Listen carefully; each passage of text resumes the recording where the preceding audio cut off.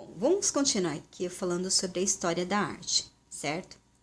Eu estava falando a respeito do romantismo, né? E falei sobre os dois principais pintores da época, que seria William Blake e o espanhol Goya.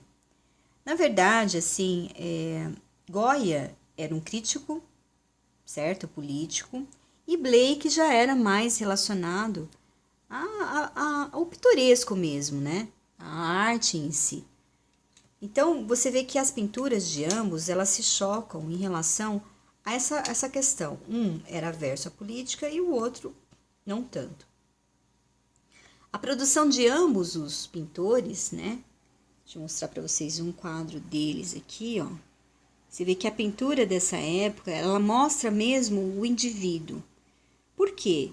Porque a gente está falando de um período em que há muitas críticas ao Estado, né?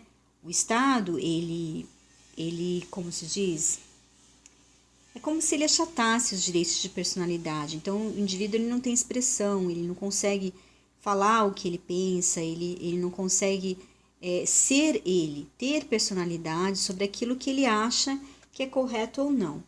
E esses dois pintores vivenciam essa época. Tá? Então, na década de 1830, a pintura histórica na França foi representada popularmente por artistas como Paul Denouresh, em 1787 e 1856, e se especializou em retratar cenas do passado. Então, assim, você tem outros pintores que faziam pintura na época, mas os maiores, né, do período romântico, além de Delacroix, que também foi um que marcou o romantismo, você tem Goya neste cenário e Blake, né?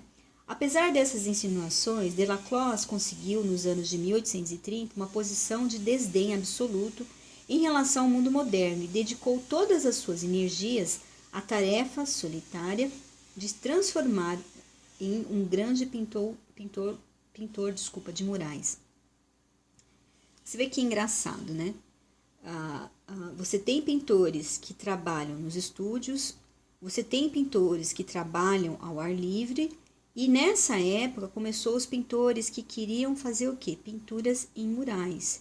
Muitos desses murais estão até hoje em algumas igrejas, né? As decorações de edifícios ministeriais e de igrejas que culminaram na sossegada poesia A Ata de Jacó, com um anjo na igreja de Paris, em 1856 e 1861. É tão tradicionalista como seus árquias do clássico de Ingres. Somente em sua exploração constante das vibrações da cor continua sendo um romântico. Então, a pintura romântica, ocre, preto, cinza e branco.